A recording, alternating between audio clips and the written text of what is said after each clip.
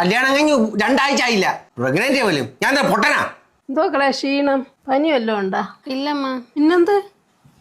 കൊച്ചിന് പനിയാണെന്ന് തോന്നുന്നു. ആശുപത്രി കൊണ്ടുപോയാണ്. നല്ല ക്ഷീണം. പനിയാ? പനിയാ? എനിക്ക് പനിയൊന്നുമില്ല, പ്രഗ്നന്റ് ആണെന്നൊരു.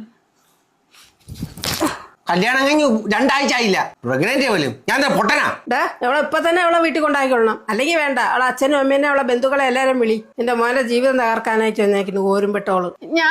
നീ ഒന്നും പറയണ്ട, നീ ഒന്നും പറയാൻ വേണ്ട, ഒന്നും കേൾക്കാൻ വേണ്ട. എനിക്ക് കണ്ടവന്റെ കൂടെ പോയി കിടന്ന് ഉണ്ടാക്കിയിട്ട് വന്ന്. ഞാൻ ഒരുത്തന്റെ കൂടെ കിടക്കാൻ പോയിട്ടില്ല. പിന്നെ എങ്ങനെയാണ് കെട്ടുമ്പോ വയറ്റിലായത്?